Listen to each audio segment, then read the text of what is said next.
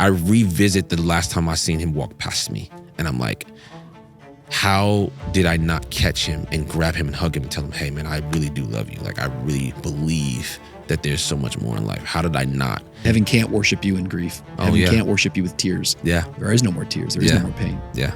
I'm gonna do what heaven can. When that thing happened in my household, my mother chose to run to God instead of blame God, and that changed everything for me. Because I've seen people blame God for less. I've seen people be like, God, if you let this happen, I'll never forgive you.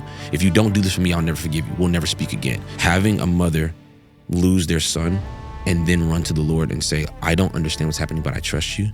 God doesn't have grandkids. He only has children. It's when we actually recognize him as our father. And sometimes it's in watching our parents, and sometimes it's in a storm or tragedy like that. You either run from or you run to. Hey, it's Rich, and you're listening to the Mature Me podcast, weekly content devoted to all things life, leadership, culture, and faith. Thank you for taking some time to tune in. Make sure you subscribe and follow us on all our social channels so you don't miss a thing. Let's listen to today's episode.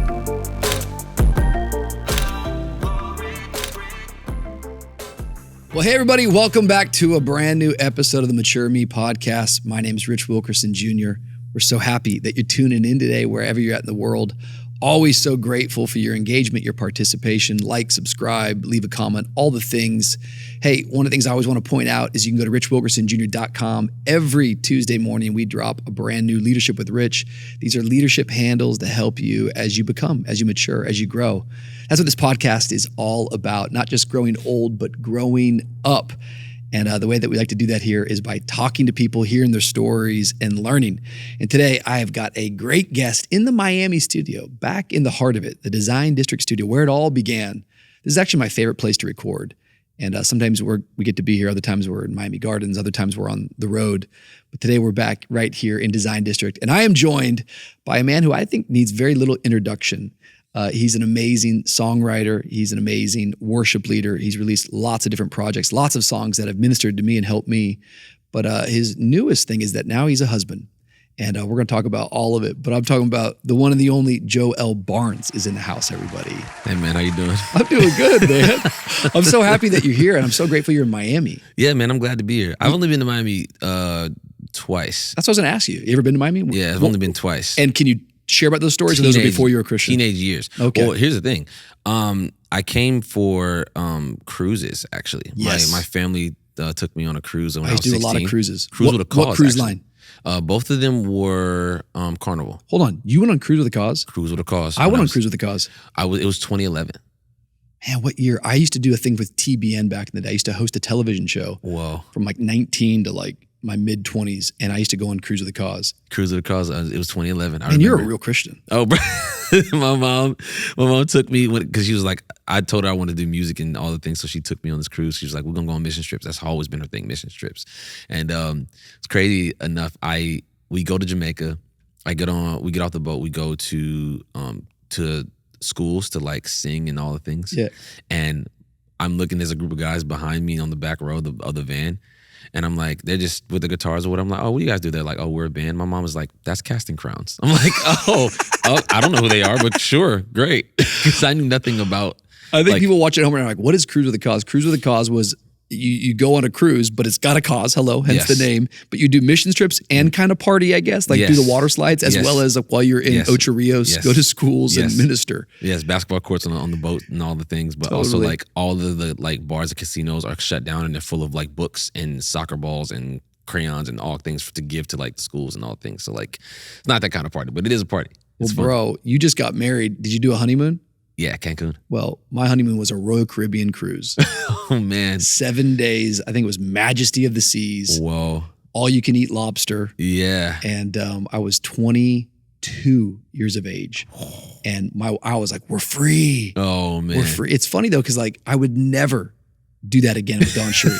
But 20 years ago, that was like epic. But why would you never do it again? Well, now I'm going to start sounding like real bougie. Okay. Shout out to cruises, but there's just something about the whole idea now for me getting on a cruise, and it's like, all right, it feels sly. Like you think that you're free, you're not free. You're not. This is like social engineering at the highest level. Oh, it's yeah. now time to eat. Oh, I can eat whatever I want. You can't eat whatever you want. We have 5 dishes. Yes. We're gonna trick your brain by you can order as many as you want. Yeah. But it's just like a little bit like I don't have this weird feeling that we're all doing the same thing. Right.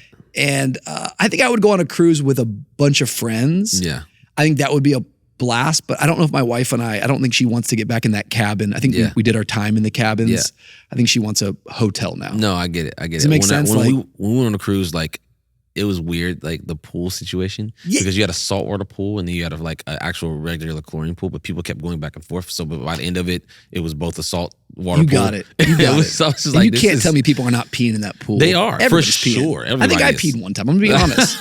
I had a virgin pina colada. You get it. No, I can't get in those pools. I can't get it. I'm all good. of that, bro. It's just like we're here all day. Yeah. Same people. And then like I love people. I really do. I'm an extrovert. Like I love being around people. Yeah. But on vacation, I'm not down to make a brand new friend. So you have to go to dinner at night. It's like, you're sitting with 3 other couples. It's like, where are you from? We're from Omaha. Like, what do you do? And then like, if you're a pastor, that can either be a really great thing or it's like the worst thing. It's like, so I'm just trying to be on my honeymoon. I want to go eat with this woman, not with a group of new friends. And we have a lot of friends with what we do. I don't need to make a friend. Yeah. But in Labadee, Haiti. I'm also an introvert. So for me, I'm like, you're not doing that. Oh no, I don't. Yeah, it would make me nervous. I don't like being the social butterfly. I'm like, I can do it, but I don't necessarily like it. I'm an introvert. But she's the social butterfly. She's like, oh my God, tell me everything. You're from Omaha. That's amazing. Where'd you go to school? I want to see if I have a friend that went there. Oh my God, like if I never been, I would like, what were your mascots? Maybe we had the same. It's like, okay, yep. You go ahead. You do it. Yeah, it's like, I'm cool, but not on vacation for me, bro. My sister-in-law had her 30th birthday and went to Cancun, but it was like an all-inclusive thing. And it was a really nice place, but it's the same kind of thing that like, they're tricking you. It's like, oh yeah. Like, I feel like it's fabricated fun. Yes.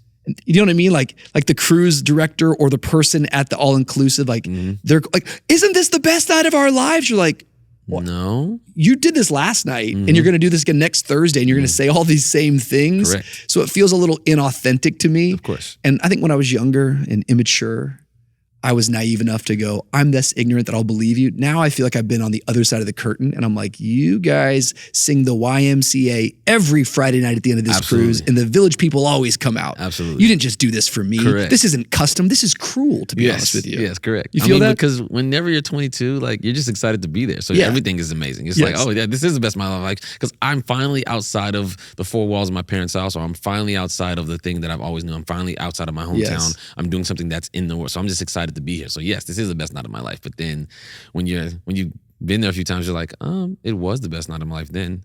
It's not really that now. And I'd much rather be at home. Totally. It's funny how fun gets redefined the older you get. Oh man. You know? I knew it was bad when I fun to me was I got a new rack for my clothing. When I'm furniture shopping, that's fun. That's when I'm like, oh yeah, I'm unk now. Today was a good day. It was a good day. I went into Bed Bath & Beyond. Oh man, I got new drapes. Oh my gosh. I got a coffee table. Have you seen these side towels I put in the guest bathroom? Have you seen the wallpaper we're putting in? Have you seen that throw blanket that I just put in that living room? Let me tell you something. Heaven. Oh, listen, I got some new socks. That's mid-century modern. That's a vintage coffee table. Oh man, what? I put on the registry when we got married, I got like double walled cups. I'm like, you can't tell me anything. These double walled cups for my coffee, I can actually see the coffee in the inside. Oh man. I'm a happy man. Bro, we partied last night. We stayed up until 11:30 drinking our coffee, bro, in these mugs. Yes. At this antique shop I found them. You have no idea what a good time is. You have no idea what a good time is. You can save your YMCA for someone else, bro. Someone else, bro. I'm not a fool. I'm literally about to drink Young this. man. Yeah, keep that. Yeah, keep that. Yeah, man. keep that. I got up this morning, drank my coffee, read my Bible, and then watched my anime. I had a great day. You're not going to tell me anything. We getting old, folks. We maturing. I'm unk, man. I'm telling you. I love it because honestly, you're talking about Cruise of the Cause, which I think is interesting because it kind of tells me a little bit of insight about how you raised. Today, you travel all over the place. Honestly, we were here in the studio and some of our team was just talking about the impact that you've made on our lives, and we're going to talk about that. But like, how did you get into all of this? How did you get here? You grew up singing, you grew up as a worshiper, you grew up in a Christian home. Share us a little bit about the beginning. I'll try to keep this very short and concise because that's a long story. My mom is the evangelist of my home church. My aunt and uncles are the head pastors, and my cousin is the other pastor. That's in Kentucky? That's in Kentucky. What city? Hopkinsville. Okay. Hopkinsville, Kentucky. So and like, how far is that from family Lexington? church. Like, just start calling out 3 cities. hours. Okay. 3 hours. So like, a lot of my family lives in Lexington because a lot of them went to University of Kentucky. Yep. Yeah. So like, we are Big Blue Nation for sure. Let's go. No, I mean, don't get me wrong. U of L has been our rivals for forever, but I love Kentucky basketball. Period. Does that make you an OKC fan right now? You know what's crazy? No. That's a whole nother conversation. I'm a fan of players more than I am of organizations for a separate set of reasons that we could talk about later. But grew up in Kentucky, born and raised in a family church. Everybody that's on staff is my cousin or my uncle or my aunt or my, my mother. You know what I'm saying? So it's like, it wasn't just, that's how I grew up. And started singing in the on the worship team right when I was about 16. I had very bad anger issues back then. Meaning I just had an attitude problem. Like, I wasn't like crashing out, but I just was like, I was dealing with a lot going through those days. But my mom was constantly praying for me, constantly like getting me into things. And there's a woman named Cornelia McReynolds. She was known as Granny to the entire like community. Like, she and one of her friends started a group called the Sons of Jacob. It was a quartet group. Wow. So I got involved with SOJ in like my sophomore year in high school all the way through when I graduated. And every weekend we were at Granny house singing songs and going to different churches around the city and singing quartet music. Like, and it changed my life. I think it kept me out of the like trouble and got me into church a lot. So I was in church on one side from just being with my mom every like Sunday, Monday, Wednesday, church. But then Friday, Saturday, I was in church too because I was with Granny. So it was like on both sides. Like, I was in church throughout the week. What's crazy is we just buried Granny this last Friday. Oh man. Yeah. So sorry. And it was a very interesting time. I will say that. Like, she played a massive role in your life. Oh, massive role. But always came up in church. When I turned 20, I left home and went to West Virginia to meet up with a guy named Eddie James. Holy smokes. Yeah. I know Eddie James. Yeah. Met up with Eddie James. I used to see him at the Ramp back in the day. Oh, yeah. I remember the Ramp. Karen Wheaton and all of them in the Ramp. Yeah. You went to the Ramp? Oh, yes. We went to the Ramp faithfully. I don't know any of this. Every year. We went to Winter Ramp every year. And sometimes we went to like summer ramp, like every year faithfully with Eddie. So I was with Eddie for about 4 years. Yeah, bro. Yeah. So that man's a freak. Yo, he's insane.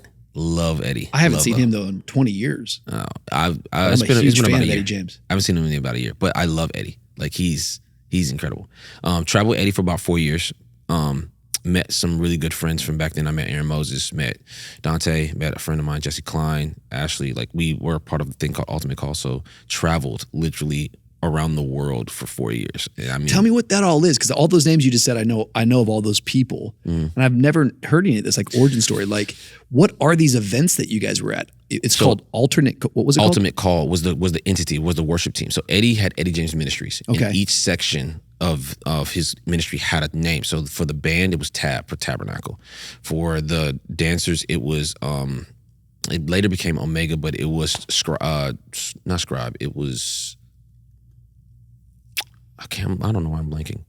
Scribe was the rappers. Ultimate Call was the worship team, and I think the dancers was something else. I can't remember now. Eddie's an amazing worship leader, but it sounds like what I'm even learning is that he's really a discipler, yes, and a builder of people and a pastor. Yes. He kind of has this vision. Yes. I'm going to lead worship, but he's always drawing young people to him. Yes. And he starts creating these like different sectors, yes, of gifting and mixes going, hey, we've got room for all of it. If yes, you can rap, we'll figure that out. Yes. We're going to use this all for the glory of God. Absolutely. And what I'm commissioning you out all over the nation, essentially, to a degree. Essentially. So he's like, hey, I'm going to help you hone in on your craft because we're going to practice throughout the day, and I'm going to allow you to have space to utilize it. But it's all for the glory of God. But like, Aaron Moses and Dante would have been a part of that Dante somehow? was the worship pastor of Ultimate Call at the time. I come to join, and then I get acclimated into like the Eddie James world. A year later, Aaron Moses comes, and so on and so forth. And we literally travel. Me, Aaron, and Dante traveled with Eddie for 4 years. Dante had been there 6 years, and we literally just went all over the world. Like the first 27 countries. Well, we were based in Atlanta at first. We transitioned to Huntington, West Virginia, back to Atlanta, and then finally settled in Cleveland, Tennessee, with where OCI was at the time. I went to school in Cleveland, Tennessee, Lee University. You went to Lee? Yep. I know all about Cleveland, Tennessee. So we did all of that for about 4 years. I think my first 27 countries came from like traveling with Eddie. And is that just a grind? 15 passenger vans, like commuting all over the country, leading worship every single night, 320 dates a year. And what kind of events? Like smallest to the biggest? Give me like sometimes we're in churches of 50, 60 to 100 people. Sometimes we're the biggest we did was Azusa call in 2016, 120,000. Give me some principles from Eddie's life that he would have been teaching you guys. This is not about you. Like, what are the things that he hammered into back then? Because like that's a grind, and he's been grinding like that for his whole life. Yeah. But now I'm kind of having this like awakening that maybe I should have already known. But like he's so a part of a lot of things that have happened the last 5 years in the worship movement, whether or not the masses understand that or not. Yeah. So his main thing that he wanted to teach us was prayer, word, worship, fasting. Those are the 4 principles of like any believer. You need to pray. You need to know the word, you need to worship, and you need to like implement fasting. Like these are the things that make up, this is one size fits all for Christianity. Like if you want to love God, these are principles that will never ever die out. If you pray, if you understand his word, if you actually seek him, if you learn that worship is a posture and it is obedience to the Lord, and if you intimate fast, your life will change, period. Because God will show up in your life. These are the principles that will never change, right? So he would constantly say like, hey, understand that Matthew 4:4, man shall not live by bread alone, but by every word that proceedeth out of the mouth of God. That God never, he said, proceedeth is continual. He never stopped talking. We stopped listening. So continue to listen, and then you'll start to inherit the fresh word, and then your life will change. It's a whole thing. So like there were things he would try to teach us, and then he would always teach us application. He's like, hey, look, if you can show up and put in the work in front of 50 people, there's no difference when you're in front of 120,000. Don't sit there and treat the 50 like it's this meanie thing because you want to be in front of 120,000. Like, no, these 50 people are just as impactful. He's like, and then there would be moments where he's like, hey, this room right here that we're in front of is only 100 people, but each of these 100 people are pastors of entire congregations of 3,000 or more people.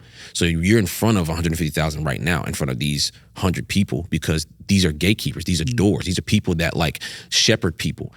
And they're like, he's like, they're watching how you maneuver, not on the platform, off the platform. He's like, you need to be as bold as a lion on the platform and as gentle as a lamb off the platform. Both are necessary. Don't get the big head because you're leading in front of people.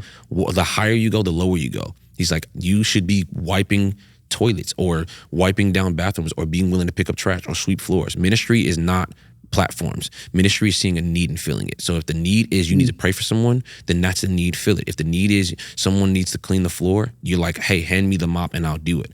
Like walk into a room, speak to everyone. Don't be kind. Hey, make sure that you leave everything neat and discreet. When you're back, he's like, he would say things like, your suitcase is a reflection of your prayer life. If it's a mess, that means you're a mess. He's like, if it's neat and discreet, that's because you've been sitting with God. Like there's a bunch of things that he would like pour into. But you guys are 20 years old. Oh yeah. 20. So was he like, he's probably correcting you guys and stuff quite a bit. Like, oh yeah. Were you late? You know what I mean? Did you like? Yeah. Oh you're yeah. Kids. Oh yeah. But now you're in full-time ministry. Yeah, we were kids, man, just trying to figure it out. We're in 15 passenger van that smell like feet because people are taking their shoes off. You know what I mean? But we were figuring it out, and God gave us the grace to endure the season. It was a beautiful time. It had its struggles, but man. But when you look back at that time, for the most part, you're going, that was the time of my life. You were everything that I honor everything that God did in that season, man. Because even though I look at him like, man, there's some rough moments. I'm like, yeah, but God was very tangible, like at our fingertips. We would be in rehearsals and God would arrest us, bro. Like we were just sitting there trying to go through the music, and next thing you know, we're on the floor weeping because God was like showing up in our rehearsals, bro. It was wild. It was a wild time. So help me understand a little bit. You guys are doing that. Talk to me a little bit about what begins to happen. Like, I don't know how far we jumped to like something like Maverick City, but you know, Dante's a Grammy, all these, like there's Grammys and stuff. Like, I don't know if you've already told this story before. Maybe you're going, Rich, I'm telling this story all the time. I don't know it. I actually don't tell the story. How did all this, like, who breaks in what, like all these things that begin to form that become known to everybody? So Dante left EJM and started traveling with a guy named Travis Green. Excuse me. He puts out an album called Son of a Father, and Potter and Friend goes crazy. People love Potter and Friend. So then he starts writing with a group of people at the time, it's 2018, called Maverick City. Yep. They're just writing camps. They were the publishing house, or like the curator for like Bethel. Bethel like would send their artists there and they would write songs, right? Great. So Mav puts on a camp 2018, and they just. Where are you at in 2018? I'm in Atlanta. So I'm in Atlanta with Dante. Dante was staying in Columbus, Georgia at the time. So I went back home and I came down for maybe like a month to just hang with Dante, because I'm like, I miss my friend. Right, okay. Cool. So I'm kicking it. I drop him off at a camp. I'm like, I don't know what this camp is, but sure, why not? That's the camp where they wrote "This Is a Move." That's the camp where they wrote like a lot of like crazy songs. So they did the Mav. It was invitation only. They wrote songs. They recorded the songs like just willy nilly, and then they post them. Okay, so that's where "I Am Loved" and "Take Me Back" and all these songs start coming out, right? Beautiful songs. And then man. "This Is a Move" comes out, goes crazy. Cool. Dante had just signed to Bethel that year, like 2018, 2019. And then he goes to the Mav camps. Mav stuff starts popping off. They do Mav Volume 1. Cool. I'm there right when they're recording Mav Volume 2, but they're writing Mav Volume 3. So I get there, and Dante's like, I'm gonna sneak you in on my invitation. Because at the time, it was invite only. But he's like, there's 60 plus people that come in and out every day. They won't know you're not supposed to be there. So I sneak into Mav, like literally. Sneak in. Day 2, we write Promises. Me, Carrington Gaines, Kayla Alvarado, and Lemuel Marin. Like, that's day 2.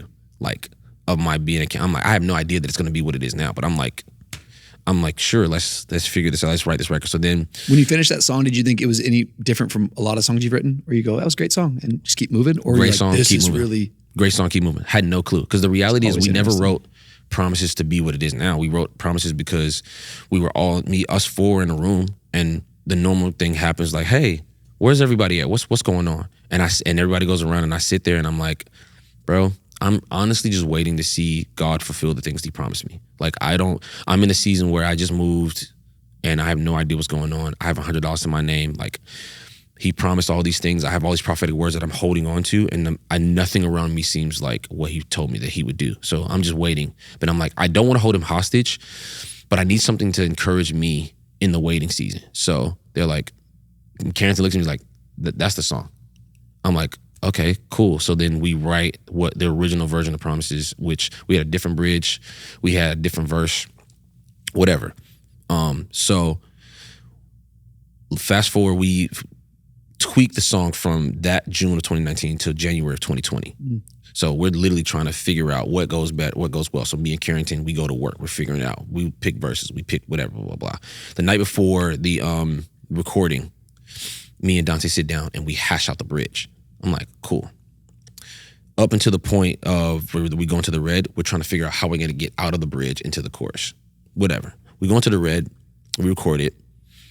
Me and Naomi hate it because we're like, we couldn't see each other. If you watch the video, there's a woman standing next to Naomi with a blue hair and a beanie on. She's in my direct line of sight. I cannot see Naomi. The only reason I know where Naomi was going is because she stuck her hand above the crowd to say, hey, I'm going to the chorus, or hey, I'm going to the bridge. I'm like, I have no clue. So I'm like, can we try this again? The owners are like, no, we're just going to keep it as is. I'm like, okay, great. That song's never coming out. So move on with life, okay? I go to Utah, spend time with my sister. She's in the military at the time. Go spend some time, whatever, yada, yada, yada. I come back home, and I'm in my house. I just moved into this 2-bedroom, 1-bathroom like house with a stranger. He's a guy named Ryan. I call him Ryan the Righteous now, but like at the time he was a stranger. I just moved to Covington to be closer to my mentor at the time. And I'm like trying to figure it out. My mom calls me and she's like, well, baby, you've been doing music a long time. You might as well just move back home and let's try it. I'm like, Mom, I love you, but I can't. You have one car that you use to go to work. The closest thing that we have to us that has music attached to it is Nashville. That's an hour away. I would never be able to like do what I want to do there. So then I get off the phone, really discouraged. I'm just like, Lord, I do not know what's happening. But earlier that week, my pastor preached a message about how peach trees have the ability to produce fruit in the first year that they're planted. However, the vine dresser will prune the tree and pinch the buds for the first year or two, because even though the tree can produce fruit, it isn't strong enough to carry the weight of the fruit that it's called to carry. If you allow to carry what you're called to, prematurely, it will kill you. So I'm like, okay, Lord, if that's the case, and you look at us as trees, and I'm planted here, then just let one piece of fruit grow. Let one peach grow. I don't need the entire tree right now. Just let one peach grow so that I can show my family, my people, and even myself that this path that you and I are on is actually going to work. I just need one piece of fruit, and then after that, you can give me the whole tree whenever you're ready. I won't even hassle you anymore. And then I go to bed that night. I wake up the next morning. I go from 5,000 followers to 11,000 followers on Instagram, and I look and figure out what's going on. I'm tagged in the video of Promises coming out on Instagram, and it has 100,000 views. I'm like, okay, that's insane. Whatever. Week later, it comes out on the Tribal app. Week after that, it drops on YouTube. By the end of the year, it has 20 million views. And I'm looking around like, what the heck is going on?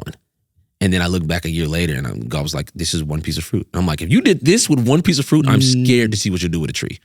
I don't even want to know. You know what I'm saying? So that led to me writing with Rhythm. That led to me walking into the Old Church Basement recording.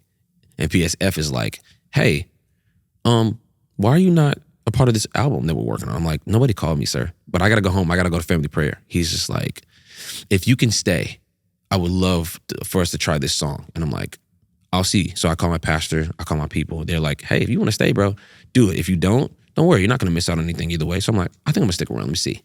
So then I stick around. The next day, they walk in. They hand me Miracles. And I'm like, okay. This is an hour before the recording. So they teach me the song, the verses and all the things. And the bridge is simple. So I'm like, okay, sure, let's try it. I botched the recording because I had no ears that worked for me. So I'm all off timing. HB has to keep the time signature on the hi-hat so I can keep up. And I'm like, okay, cool. And I was like, we want to do it again. Jason Ingram's like, I don't think we're going to get the magic that we just got again if we try it again. So I'm like, okay, cool. So this song's never coming out because I botched the structure. Like, I don't know if this is going to work. Cool. Move on. I get a call maybe a month later. They're like, hey, we're going to put this on the album. We just need you to do overdubs. I'm like, that's crazy. So I figure out like what parts they need me to do. It comes out, and then that's Miracles. And I'm like, before I know it, tour happens in 21. And I'm like, this is crazy how, like, I did not work or earn my way into these places. God just so happened to position me in the right spaces at the right times. Like, it was the wildest thing ever. So then Top of 22 comes. I call the owners and I'm like, I really love y'all, but I think I'm gonna sit this next season out. I want to be home. I want to be with my parents. I want to be with my little brother. I want to be present with my family. So then they go on, they do Kingdom album, Kingdom 2, all the things. And like, I kind of snuck out the back door. I secretly left Mav without telling anyone. And I think I just didn't want any kind of like tension, or I didn't want anybody to like really know. I was just like, let me just usher my way out the back door. I just kind of mind my business. You know what I mean? I want to ask you about that. But before we ask about that, on Miracles, that song, by the way, has ministered in our home so deeply. Wow. Our church loves it. My kids love that song. Pastor Stephen's a dear friend of mine. On the bridge, those ad-libs that you're doing, where are those coming from? Oh yeah, no, those are very real things. So like those are real things. Oh yeah, no. So my brother passed in 2011. So after I get off the cruise with a cause, I go home and I'm trying to like build an EP because I met a woman on the cruise. She was like, if you can get me a demo or EP, I would love to invest into your music career. I'm like, great. So I go home, I'm trying to write my brother, one of my older brothers. One of my older brothers was supposed to be writing. The other brother is supposedly in his room asleep. He's not asleep.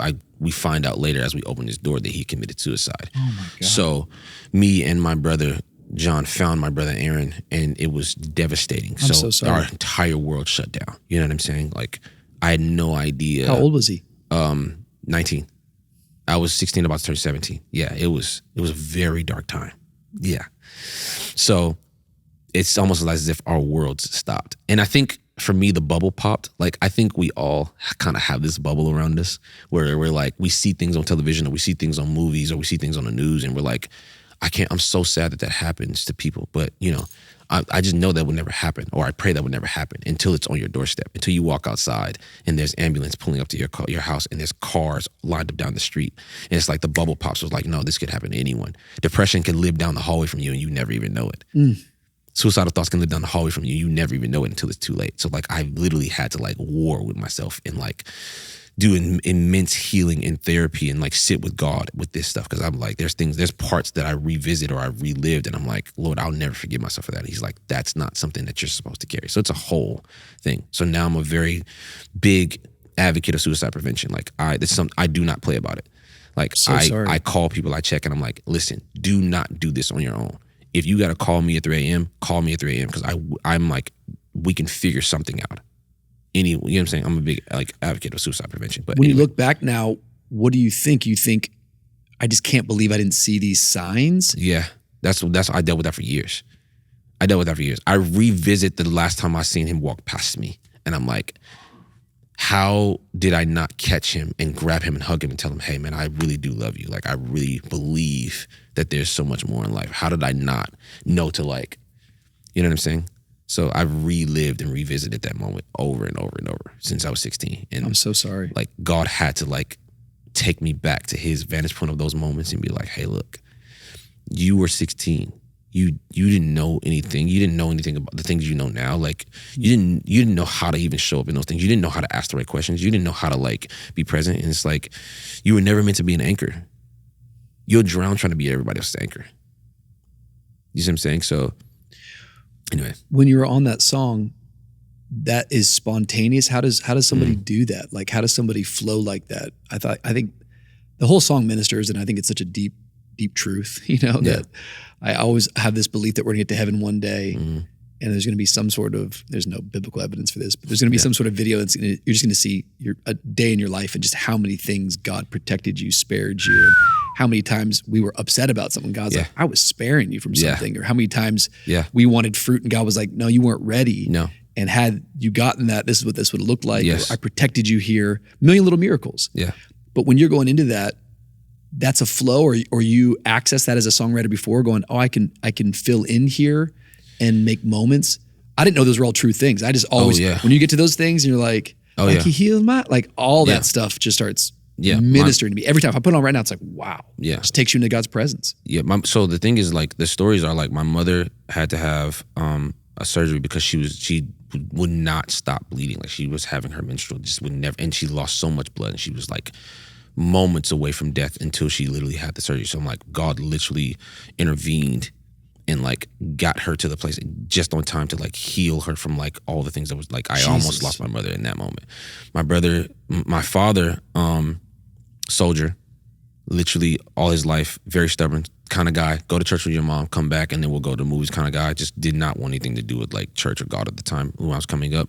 Now he has a prayer closet in his house and like he prays. I remember I broke down one time because he came home and hugged me and he wept and he prayed for me. And I'm like, I've never seen this. I'm like, I'm used to my mother praying for me, not my father.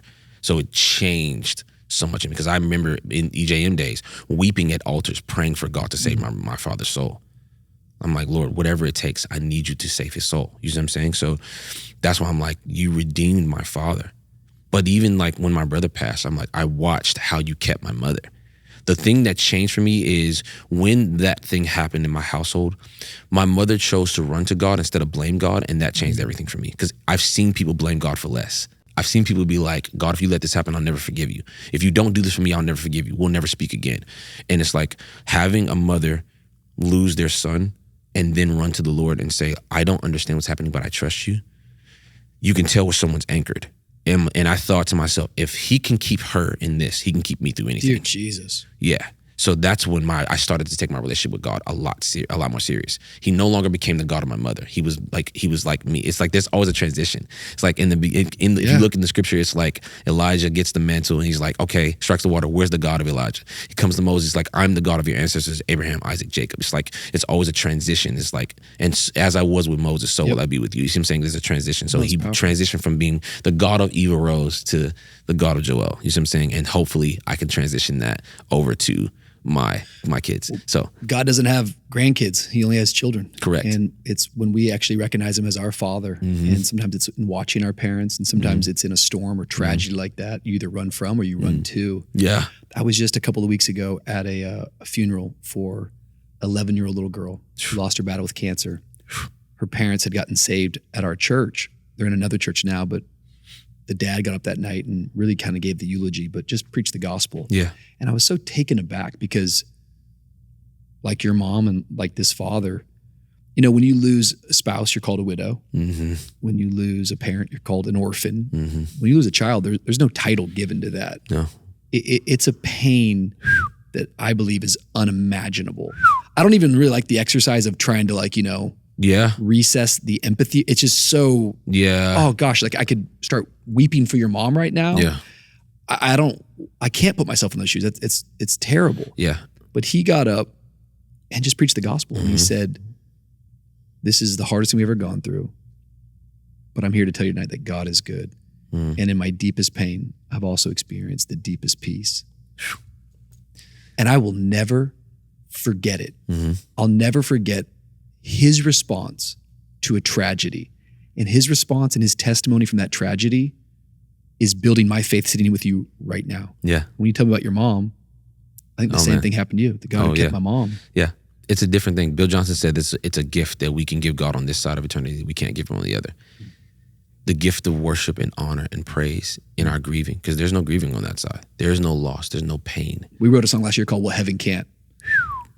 I'm telling you. I'll praise you through the suffering. Yes. I'll do what heaven can't. Suffering. I'm telling you. Heaven can't worship you in grief. Heaven can't worship you with tears. Yeah. There is no more tears. There is no more pain. Yeah. I'm going to do what heaven can. It's a whole thing. So, but I meant to answer your question. No, you did answer it. It's beautiful. Thank you for sharing that. I think we just kind of like tell the truth. Eddie used to always tell us, like, if you want God to respond to something, sing his word and sing his truth. If you sing his word, he will respond. If you sing his truth, he will respond. And in the truth is, like, you did heal my mother. You did redeem my father. You did keep us in the death of my brother. Like, that's a very real thing. You know what I mean? Like, so I'm like, I think if we're going to talk, there's a woman that also lost her battle to cancer, which it broke me up. But she said that we think that miracles are the big things. We want to see the resurrections. We want to see the blind eyes healed. We want to see that. She's like, those things are incredible miracles that we will see. But she said there are everyday miracles that you miss out on every single day. And it's like, if you think that you have to wait until the big ones, you may never taste the miracle. There's everyday miracles around us. The everyday miracles is the fact that, like, when you wake up in the morning, you didn't lose anything in the sleep. You didn't lose an eye. You didn't lose any limbs. Like, when you're driving to work and you're on your phone and you're texting and you're not completely, and you make it to work on time. Whenever, like, there's so many moments that I look up and I'm like, I don't know how in the world I even, like, made it this far, because I've been out of it. It's like you can literally be out of it because you're thinking about everything going on in the world, and you're still somehow cognitive and, like, paying attention to everything around you. Like, those are miracles too. God keeps you in those moments. God keeping you, like you said earlier, protecting you from things. Those are miracles too. Amen. Every no that he gives you is not because he doesn't want you to have it. It's out of protection. The same way, like, you and your kids, they're reaching for a hot stove and you're like, hey, no. And they're like, well, why don't you want me to reach? And it's like, because I know what's on the other side of this and you don't. And it's like, oh yeah, I know you want to pet that dog, but we don't know where that dog, like, you know what I'm saying? That dog might just bite you. That's not like Charlie at home. Like, that's a dog that we don't know. And it's like, my no is out of protection. You think, oh, that's another Charlie. He'll like me. He might not. And it's like, all of that stuff is a protection thing. So anyway.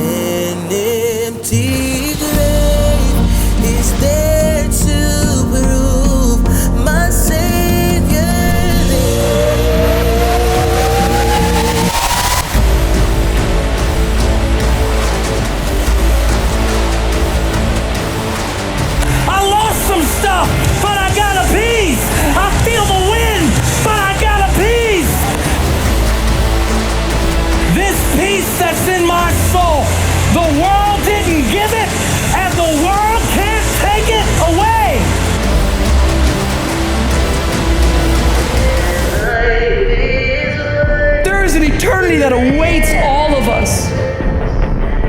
That you were born to live. Bro, I was at the pool the other day. I was watching this dad try to get his 3 kids out of the pool. They're all like under the age of 5 and they can't swim. They have like life preservers or preservers on and stuff. He's like, Cody, come here. And like he gets the one kid out and he puts him on the recliner. And as he goes up, he's like, Zach. He goes to yell for Zach. Cody jumps off the recliner and jumps back in the pool. And like instantly the kid's drowning. The dad like saves him again. He's like, sit here. And he's like, no, I want to swim. And I mean, it's a whole like, I love parents. Like he's just out there getting it. But what made me laugh is like, these kids are so mad at their dad, but their dad has like probably saved their life like 25 times. Yeah.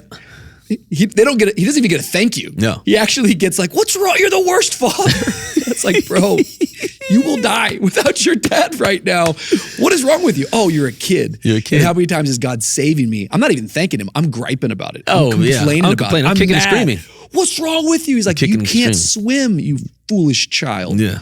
Get out of the freaking pool. Yeah. My name's not Zach, it's Rich, but you get it. But it just made me laugh because it's like, it just speaks. Yeah. I feel like you have promises come out. Yeah. You have miracles come out. Yeah. These are songs that have international attention that are, people are ministering to people, they're charting.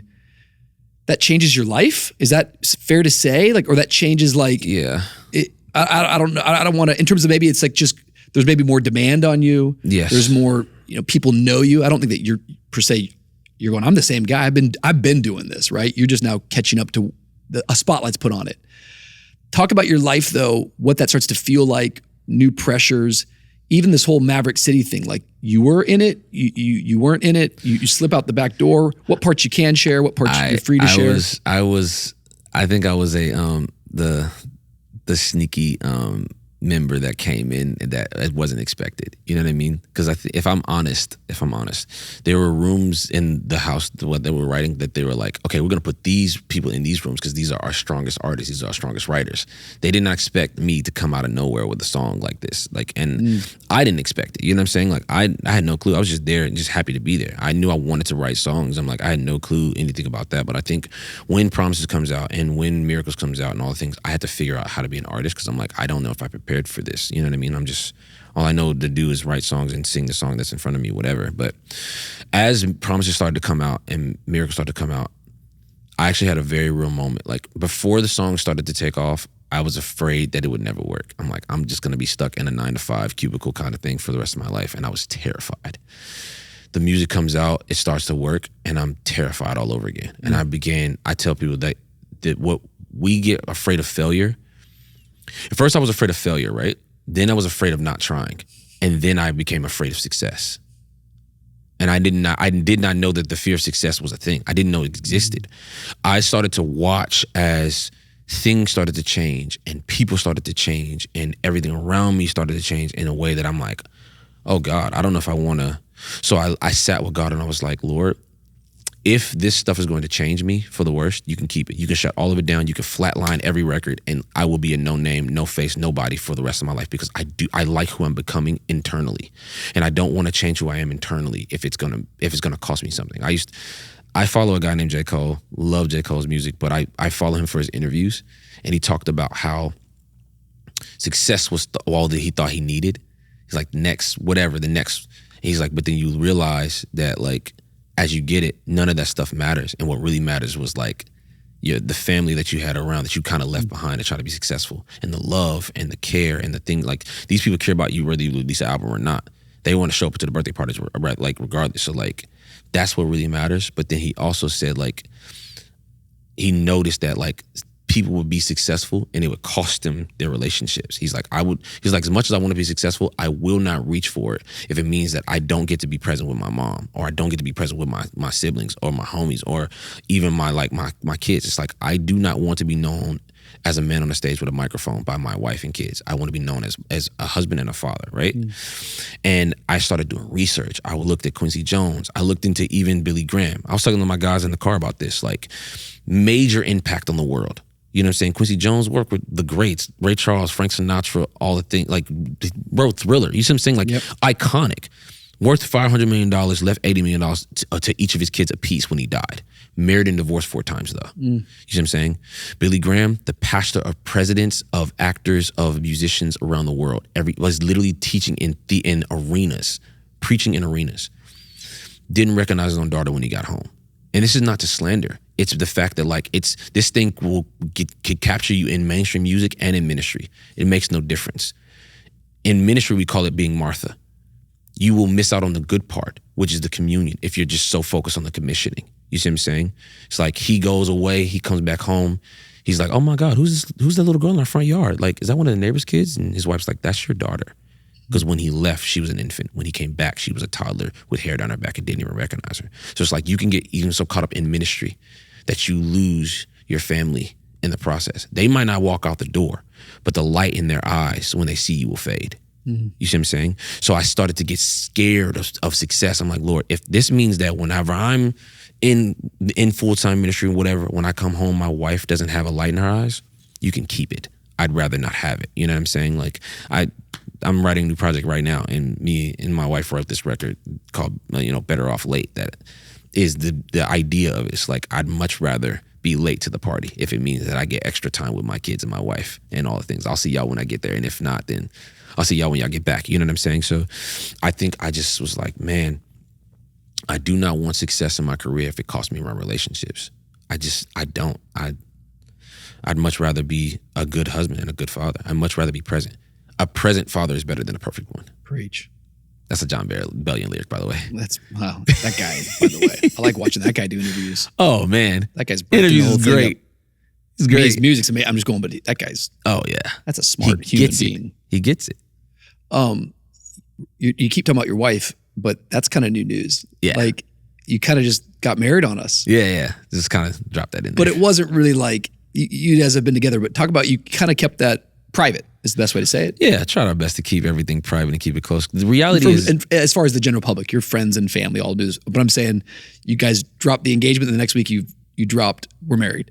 Yes, because I think I wanted to like keep it close to the chest and keep it like safe. Because I think, man, like people love the idea of love. You know what I mean? They always want to be the ones to say, I called it, I always knew. And I'm just like, you didn't know.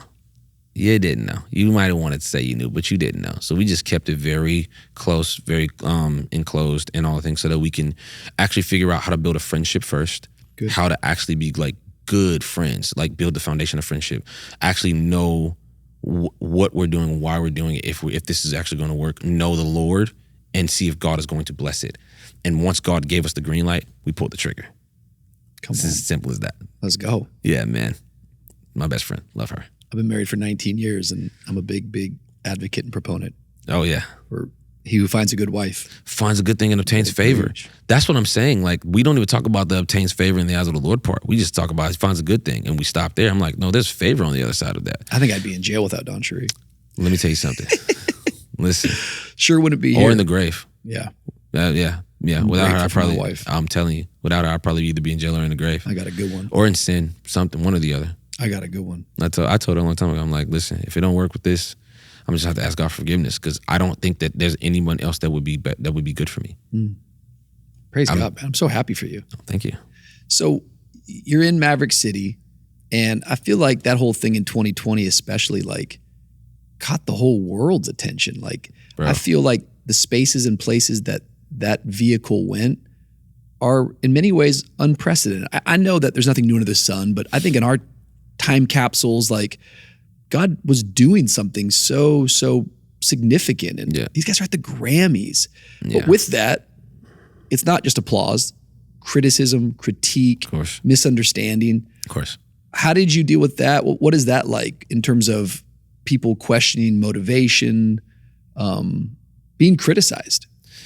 Here's the thing. I think I told the owners this a while ago. I told them that the reason why Mav became a household name is because it's not because of platforms. It's not because of the lights and the cameras and all the things. It's because we were able to turn people's living rooms into their sanctuaries. Because you think Promises came out in the middle of COVID and everybody was trying to figure out what they were going to do. Everybody was losing hope for everything because everything was shut down. You couldn't work. rent was still due, mortgage was still due, but you had no some set of income. If you didn't have a savings, you were pretty much done for. If you were living check to check, it was very hard. So many mom and pop stores closed down that year. But in the middle of everybody's like chaotic, hopeless like season, here comes promises to ignite hope, to say like, I put my faith in Jesus. He's my anchor to the ground. I think that God was just like, I want to be in the household again. I don't want the only time that we speak to be when you come to my house. I want to be in your house.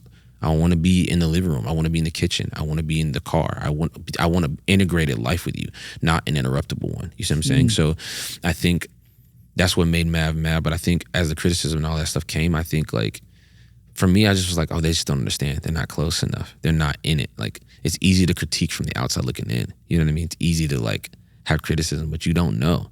You haven't asked anybody any questions. And I think that, you know, like I said earlier, when you post things, you give the public the license to like comment and whatever. And I think I hated cancel culture for forever, because I'm like, we're making judgment calls off of 1 minute and 30-second clips. And it's like, you have no idea what happened 45 minutes before that led to this clip. You know what I'm saying? Like, I used to hate whenever like people would be so critical about like, this guy, I can't believe he said that in church. And it's just like, but what about the 45 minutes that led up to that? You didn't even see the whole sermon. And God started dealing with me about how context matters. You need the context. We take one scripture, like, for example, we take the scripture, I can do all things through Christ that strengthens me. And we take that as like, I'm going to persevere through this, like this stronghold so that I can win this championship game.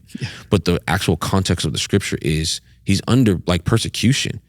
He's under like so much like criticism, and people are like, it's raining down. And he's like, but I can endure this because I can do all things through Christ. I can actually endure the persecution because I can do all things. It's like, we don't think about the context. Right. You know what I'm saying? I think the biggest misconception that we have, because we didn't have the context, is we've misinterpreted the perspective of the Father because we didn't have the context. You know what I'm saying? And I'll say this because I'll try to say this quickly.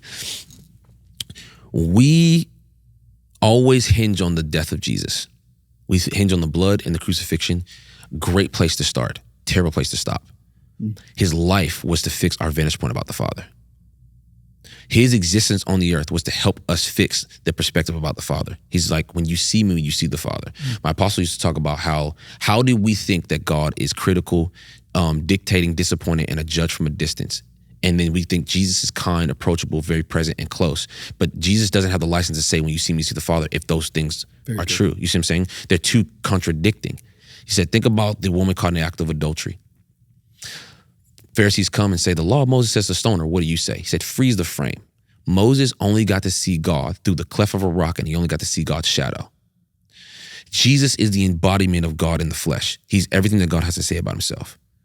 Who do you think would have a better understanding about how the Father would handle that moment? Moses or Jesus? If someone saw your shadow right now, this thing underneath your feet, that's all they saw of you. They would say, Rich is very dark, very skinny, very scary looking. But then someone was to ask your wife, who has a better understanding about how you would handle the moment with your children? Someone who only saw your shadow, or your wife that knows the color of your eyes, that knows your facial features, your facial expressions, your character, your nature, how you speak, the tone of your voice, and how patient, or, you know what I'm saying? Very good. So we missed the way that God is because we didn't have the context. We thought God was bloodthirsty because of Abraham's story. Why would God ask him to kill his son? We don't know that Abraham was Mesopotamian and they had 400 different gods, but the common thread line was that they all believed in child sacrifice. If you want to appease me as your God, sacrifice your child to me. And then God brings Abraham up to the mountain and says, stay your hand.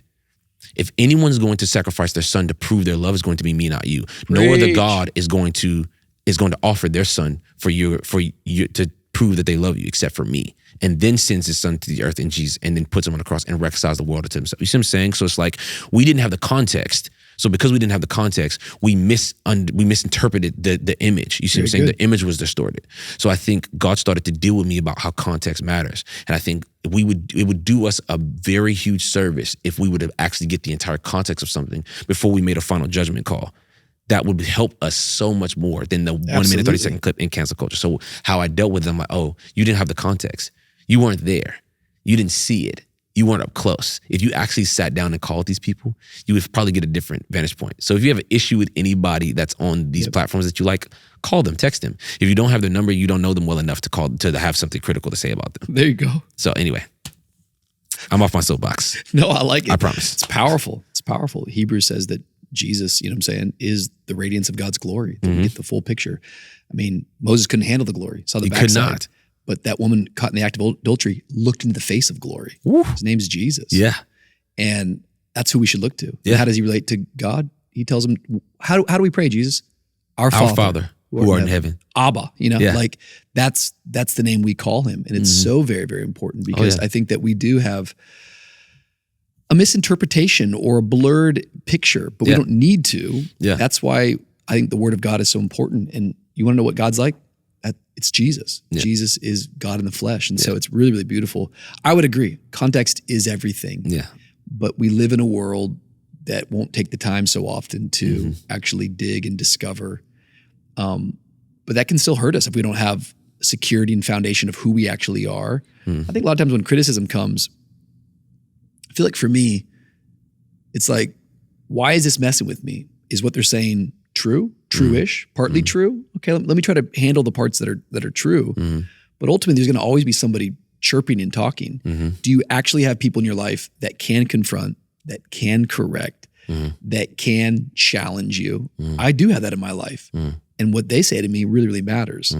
But comments and people from the distance, I can't get lost in that because that's just going to be a grave distraction. In the same way, I can't get lost in their applause. Yeah. Same way, like if my wife's applaud me, that's a pretty good thing. Yeah.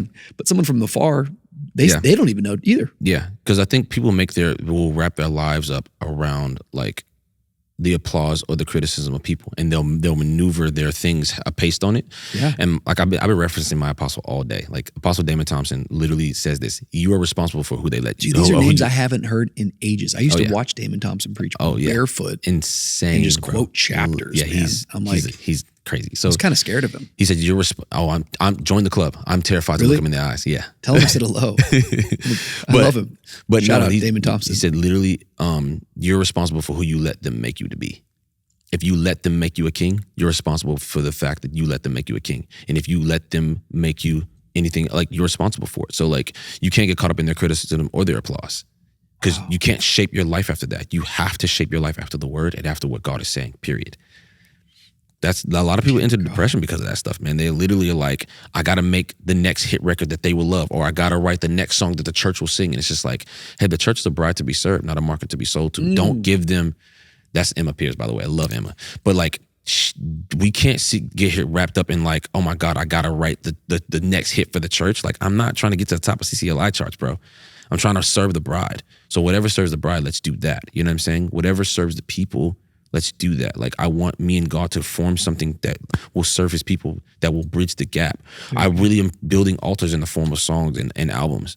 And God gets to choose which altar he forms into a table for people to come, dine, and commune and have, communion with him. You see what I'm saying? So, yeah, it's a whole thing. All these years later, as this stuff's all kind of transpired, but taking you back to your 20-year-old self, living in West Virginia, traveling with Eddie James, what has been, and now I'm kind of putting you on the spot, but what's Eddie's response towards all this? Oh, he loves it. He loves it. I think he's very proud of it. He literally is like, hey, whenever you get a chance, let's get together, let's write an album. And I'm like, okay, great, let's do it. Like, he loves it. Like, I love like Eddie, and like I said, I honor everything that he went before us and like set the stage for us to do. Because all the things that I had no idea that that's what was happening until it happened. I had no idea that my years in Eddie James was formative and preparing me for my years in Mav that prepared me for where I am now. You know what I'm saying? Like, the reason why I have the sensitivity to like yield to God or be sensitive or any kind of spontaneity or any kind of prophetic whatever is because Eddie gave us 4 years of constantly like practicing how to be sensitive to God.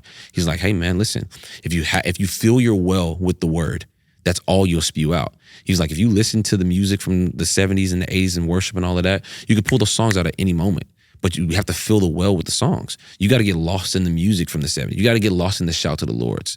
You got to get lost in the I will bless the Lord. You got to get lost in those things. You got to like sit with God and let God minister to you in those records. And then before you know it, You have a well of music and a well of history with the Lord and a well of moments that you can always recall, because the Holy Spirit will bring it back to your remembrance. You never know which song will be necessary for the moment, but you have to be sensitive and you have to fill the well with something. So it's best to just sit with God, fill the well with his word, sit with God, fill the well with the music, and then let God do the rest. So I think like he's probably very, very proud of like me, Aaron, Dante. Like I just think it's so cool.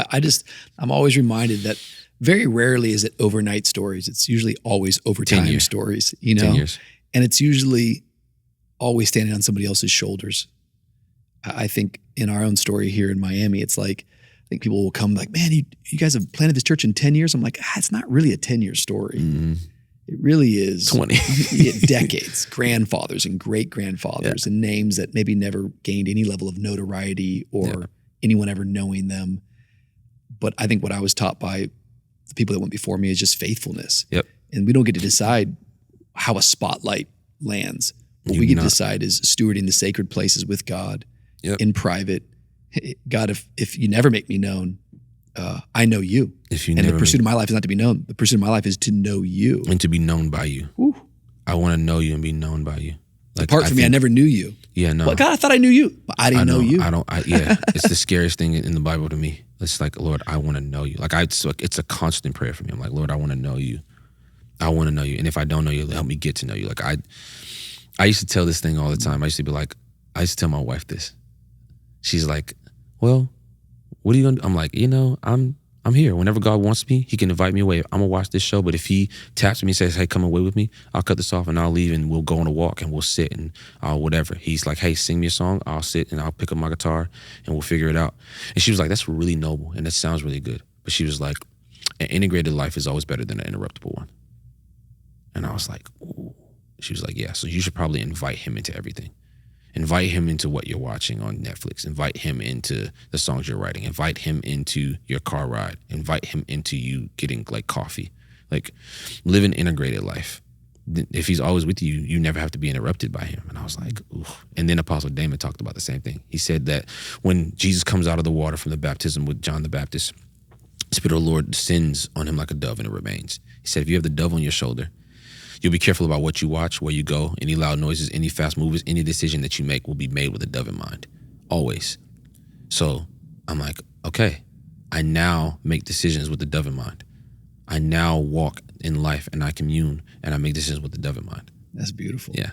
That's I got really a dove tatted on my shoulder because of it. Anyway. I like that. That's when the message is so good. I got to get the tattoo. Oh, man. I used to get real offended because everyone was always getting my wife's sermon titles tattooed on their body. Mm-hmm. I'm like, I've been doing this for 18 years. Ain't nobody got no tattoos. It's like, I think you missed the point, Rich. Yeah, my wife preaches, so I'm sure at some point we will start getting her. I think you're a preacher. I don't know about that, brother. I don't know about that. I think you are. I don't think I know you are. I don't know about that, brother. I'm telling you right now. I'm just a songwriter trying to figure it out. This Sunday. Oh, no. That's too big of a stage for me, man. This Sunday, you on. Give me 10 people. You're going to preach the baptism. And then the heavens opened up and a voice. This is my son, whom I love. Oh, God. What do you, I think you're all over the place right now. You get to be in so many different spaces. Maybe just kind of twofold. What are you so excited about that you're seeing? And I'm not trying to turn you into like the negative, angry prophet, but what are maybe a concern that potentially that you're seeing in terms of the church at large? Man, I'm so excited about this. Hey, this is an area I would caution believers and worshipers and followers of Jesus. Man, I think what I'm excited about is that like there's these like revivals breaking out in colleges. Yeah. And I'm really excited about that. I went to Asbury. Man. Stayed up all night. I just had to be there. I was just talking about like the fact that like I saw this thing where this woman was in her interview and she said when I first got to this college, it was like 2% of this college was Christian. And then I don't know what happened, but everybody goes away for the summer, they come back and now everybody's Christian. She's like, I don't know what's going on, but like revival's breaking on the colleges and I'm like, this is the next generation is getting obsessed with Jesus.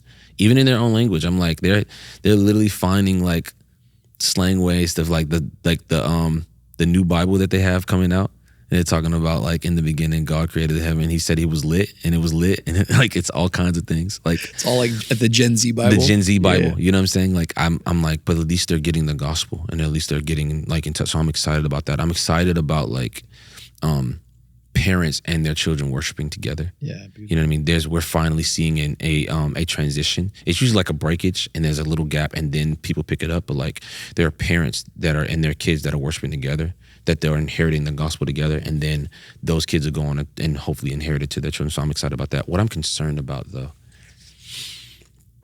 I think I'm concerned that, if I'm honest, I'm concerned with Christian celebrityism. I do not like it. I'm like, these people, we're all trying to work out our own salvation with fear and trembling. Just because people are on platforms doesn't mean that they're you know what I'm saying? It's like, I tell people all the time, the difference between me and someone else is that someone knows my music. That's it. I have to go home and seek the Lord too. I have to literally pray even when I get off a platform. Good. Just because I lead worship doesn't mean that me and God are just like no, we're great because we commune and we spend time together. But like, we both have to work out our salvation.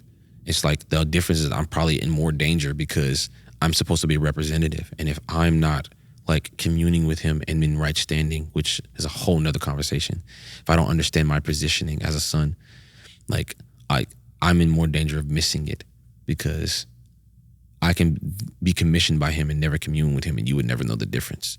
There are a lot of people that are in positions of authority in music and in ministry that their gift moves a room, but a lot of times we don't have the discernment to know whether if it's gifting or anointing.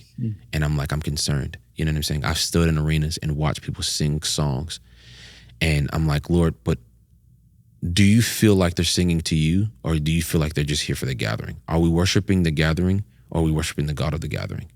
Like, I'm like, Lord, when you hear my songs as a songwriter, when you hear the songs that are in the church, are they a mirror and you see your face in the songs?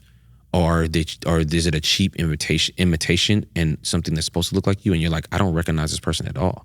You're singing about someone that I don't even recognize. I think it's supposed to be me, but I can't even. It's like, Lord, search my heart and search my lyric so that you might find yourself in the lyric. You might find yourself in the melody. Like, I don't want to just sing songs just because they're supposed to be about you, and then it moves a room or charts the charts, and then you're like, yeah, but like, I wasn't in that. That was just science. You put the science of music together and made it. But I'm like, I wasn't invited into the room when we wrote it. I wasn't invited into the recording when you went in the red. I wasn't invited into the process of creating like the artwork for it. I wasn't invited into the scheme of how you wanted to get it out. You literally did this in my name, and you did not even ask me my opinion. You know what I'm saying? You're working for yourself in my name. And I'm like, we did this in your name. We cast out. It's like, yeah, but I never knew you. I'm like, Lord, may we be in communion more than we are commissioned. May we learn to be Mary more than we are being Martha. Martha is commissioned. And you said that she's troubled about many things, and Mary chose the good part, and it'll never be taken from her. Both are in your presence, but only one of them is the good part. And I'm like, Lord, we always find ourselves in the good part, in the communion. And I'm like, but as a person in the position of leadership and like leading the thing, I'm like, Lord, I really believe what Steph said. We've all been thieves and robbers. The only person that goes to the gate is the shepherd. Anyone that goes in any other way is a thief and a robber. And we've all been thieves and robbers. I'm like, Lord, forgive me for every time I've been a thief and a robber and I've hopped the fence instead of going through the doorway. Lord, please search my heart. And I'm like, these are things that I really pray and I ask God. I'm like, God, please convict my heart. Please, like, make sure that I'm not overstepping. Make sure that I'm not just like working for you in your name and we never commune. I'm like, Lord, we could sit outside the front porch and drink coffee and talk and commune. I do not care about platforms like that at all. I'd much rather be known by you. So I think my concern is that we are so caught up in the Christian celebrityism, and we're gung-ho about like them leading the charge. We want a king so bad. We're repeating the cycles of the Bible. We want a leader so bad. We want a king so bad. We get caught up in the politics. Like, that's God's man, or that's not God. It's like, bro, none of that matters. Jesus is the only way. He is. Like, I don't care who's in office. Jesus is the only way. I don't care. Like, it can look like whatever, but I'm like, I'm seeking what the Lord wants at all times. And we should all put our focus back on that. Otherwise, we'll get another Saul.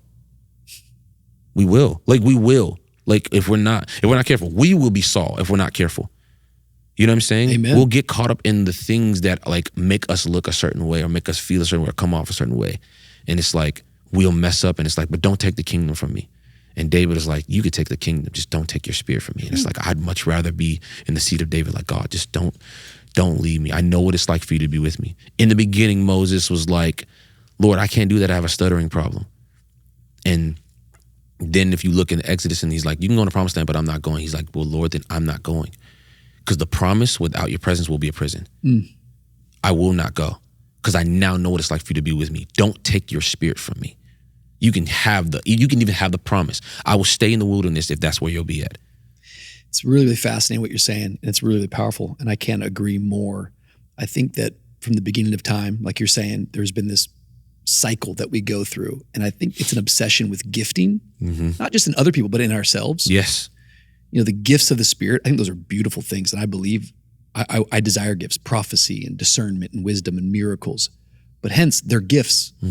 That's why the gifts come without repentance, because you didn't earn it. No. But the gift is not the mark of the Holy Spirit living in you. It's the mark of the Holy Spirit working through you. Yep.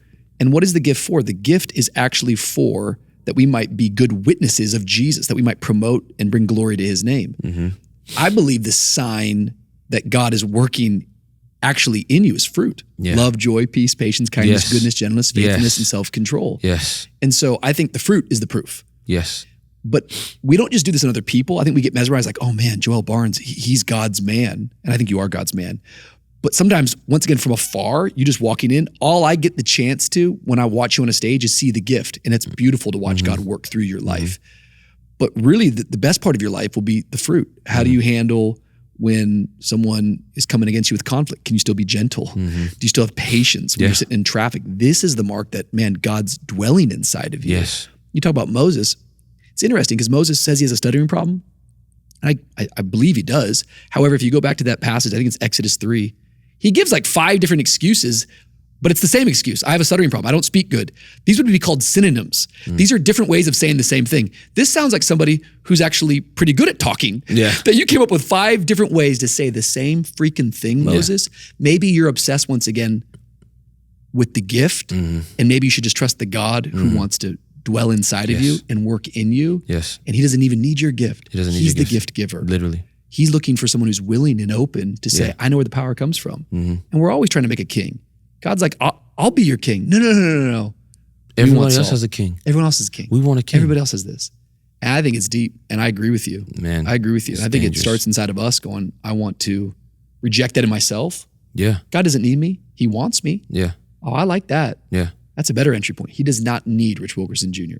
I am not the oil. He does not need Joel Barnes. I'm the tool. I'm telling you. You know what I mean? Literally. I'm an instrument. God, use me how you want. You want me to sit? You want me to stand? You want me to speak? You want me to shut up? Yeah. I have a stuttering problem. Yeah. But I trust in a God who doesn't. Yeah. So Lord, I trust in the power, man. That's so good. Flow through me, but God, live in me. Live. Let me bear fruit. Not fruit that is based upon pragmatism, which is results. Yeah. Oh, you got that many clicks. God must be, you might have worked through that. But the real fruit is you got to come into my home and you got to live there. And my wife can tell you that. My kids can tell you can my kids interrupt me or do I flip out? I think I'm studying God's word. That can fix me all the time. Get out of my room, Wyatt. I'm working on a sermon for God. I think we've mistaken fruit for leaves. Oh. Because there's always more leaves than there are fruit on the tree. I think it's like, you got that many clicks. Yeah, but that's leaves. The fruit is the things that is the things that are kind of hidden by the leaves a little bit. There's fruit, but the leaves always outnumber the fruit. And I think people come and look at the tree and marvel at it, but I think they're marveling over the leaves because there's a lot of leaves on the tree. But the fruit is the smaller pieces, and they might be like, you know what I'm saying? Yeah, I mean, it's Jesus and the fig tree. They come back there, and all the figs of fruit is withering. It says nothing but leaves. Nothing but leaves. I don't want my life to be nothing but leaves. Leaves, literally. I think we're getting caught up in the leaves, not in the like actual fruit. But the fruit definitely speaks of the root. You know what I'm saying? Absolutely. So I think, but the fruit is always the hidden things. You don't really see that much, and the fruit comes here and there. It's like once the fruit comes, you harvest it, and then it's bare, and it's like, oh my God, this tree is amazing, but you don't even see the fruit anymore. And then the fruit grows, and then you see what I'm saying? It's a different process, but it's seasons. Anyway, to bear fruit, you have to be a bare tree. Yeah. And yeah, I mean, there's so many analogies, but it's not just like good preaching points. It's real life. Real life. Like right now, we always make this joke in June and July. It's mango season. Yeah. In Miami. If you look at our palm trees outside by my house, or if you look at a mango tree, the tree is bending over. because man, when you bear fruit, it's heavy. Yeah. And I think sometimes we think that we only bend in storms. Yeah. No, you bend in harvest. Like there's a weight to God's blessing. There's a weight to God using you, and there's a weight to fruit sometimes. And I don't think we should be afraid of weight. I think that he then prunes us again. Yeah. And now we look bare for a moment. We're going, whoa, wait, I don't have this project. I don't have that thing going on. It's like, dude, you're a tree. Like God's going to continue to bring fruit in all seasons, but you have to trust the cycles and his process. And we want purpose. We don't always like the process. We don't always like the seasons of it all. Yeah. But I think the analogy of being a tree is one of the healthiest things to keep coming back to. Yeah. I don't want to just get enamored with gifting. Yeah, man. Gifts can move rooms. Anointing breaks yokes. It's a difference. Preach. You want to see the fruit of my life, man? Look at my wife's eyes. When I'm not around, look at my wife's eyes. If our eyes are lit up and on fire, then we're fruitful. Man. If they ever go gray, somebody check on me. Bro, so good. Anyway. What's an area of your life right now that God's maturing you in? What's an area of your life that you feel immature in? I think I'm feeling like it's my first time being a husband. I've never done this before. So I'm asking God to constantly like give me the wisdom of how to do it, how to lead well. Because I tell my wife all the time, like we are expected as men to lead well our first attempt. And it's like, but I've never been married before. It's like, I've never had to be a covering for a wife before. It's different. Mm-hmm. So it's like, I feel like I need a lot of grace, and she gives me a lot of grace, and the Lord gives me a lot of grace. But I'm like, I feel so like out of my element, because I'm like, to go before and prepare the way is something new. And it's like, they usually, what I don't like about westernized marriage is that you don't get counseling on it until 6 months before your wedding. You get a crash course. And I'm like, I hate this. Why don't we prepare people for marriage when they're coming up and their kids are like, hey, you're going to be a husband one day, you're going to be a wife one day. And this is how a husband and wife respond. You see what I'm saying? Like you have to think about this. I want to teach my kids at 13 and 15 and 16. So by the time they're 27, 28, whatever, getting married, they already have years of like me pouring into them of what it means to actually like go before them and prepare the way, or what it means to submit to each other. Because we always talk about wives submit to their husbands, but the first scripture above that says submit to each other, and then explains what submission to each other looks like. You know what I'm saying? So I feel like I'm trying to grow in that area specifically, because it's a hard thing. You know what I mean? Like knowing practical things. It's like, I know that she's not going to get gas. So I'm like, all right, cool. I'm going to like go to the store because I want to go to the store anyway. And I'm going to put gas in her car because I know she's not going to get gas. And we have a rule. I'm like, please don't get gas after 5 p.m. for your safety. We live in Atlanta. You're a better husband than me. I don't have time for you to be out in the dangerous streets of Atlanta after 5 p.m. So just bring me the car. God forgive me. And I will go get gas for you. You see what I'm saying? It's like, I really am one of those guys, like I'm country. I'm a country boy from Kentucky. You know what I mean? So I'm like, I don't want you to know what any of those lights in your car mean, so that I can go. You know what I mean? I've made connections with the mechanic down the road. So when your light comes on, you're like, I don't know what this light means. Okay, good. Bring me the car. And then I will take him and get the oil change, and I will get the brakes fixed, and I would do all the things that we need to do. But it is new. You know what I'm saying? Because I'm like, I've never had to be a covering for a wife before. And I told her, I'm like, the first time you'll know what it means to be a covering for someone is when we're parents, because you'll be a covering for our child as I'm a covering for you and our child. You see what I'm saying? But like right now, the rain is heavy. Sometimes the rain gets heavy. And there's a woman that said like the men are built for rain. They're umbrellas. They're built for rain. They're your covering. She's like, the reality is that a lot of women want those heavy Neiman Marcus and like Louis Vuitton umbrellas, but she was like, that's a heavy umbrella, and if you're not strong enough to carry the heavy umbrella, you probably should just get you a Ross or a Marshall's umbrella. Like, it's okay. But like, that man has a heavy calling and a heavy mantle and a heavy rain that's on him. So like, make sure you're strong enough to carry that umbrella, that covering, because that means that heavy umbrella comes with heavy rain. So be ready for all the things that comes with. So I'm like, yeah, that's really great. So I feel like immature in like my leading things. I'm trying to get better at leading. I'm trying to get better at like foresight and knowing what's coming in every area, so that I can be prepared for it, and like prepare for it just in case. I hope we never meet that challenge, but I'll prepare you for it. There was a woman that wept because she was a single mother. She said, my son said something that broke me. She said, Mom, you did such, she said, my son said, Mom, you did such an amazing job protecting me from things that you didn't prepare me for them. And I faced those things even still, but I wasn't prepared because you didn't prepare me. And fathers know that that protection is preparation. I want you to know how to defend yourself so that you're protected in that situation. I pray you never meet someone that you have to defend, but I need you to know how just in case you do. It's like, I need you. It's like you give your daughter at 16, 17, 18, 21 pepper spray. It's like, I pray that you never have to use this, but you will have it just in case you need it. You see what I'm saying? It's like fathers understand protection is preparation. So I'm like trying to wrap that stuff around my brain. Anyway. I think the very fact that you're thinking that way, asking those questions, going that deep is all just wonderful signs that you're going to be okay. And we don't get the grace that we need today for, tomorrow. Like we don't get tomorrow's grace today. We get it tomorrow. Yeah. And that's how I think God shows up. And I feel like marriage is such a journey. Yeah. It's so beautiful. Yeah. It's going to reveal things about yourself that you never knew, but everything you're speaking about is right on point. Yeah. And I appreciate it. I think people kind of bark about the submission passages and we just always overlook the greater command, which is to die. Yeah. And husbands, you got to die for your wife. Yeah. So we don't even need to get lost in this thing. Let's just talk to men about, being a man who's worth submitting to, which is, if you want to be worth submitting to, be a man who's willing to die for that person. Not one day when a bad guy comes in. You got to bleed every day to some degree that I'm covering my wife. I've got to protect her. That means as little as this small thing of getting gas to this big thing of going, hey, I'm charting the direction of our home, the climate of our home, the culture of our home. Yep.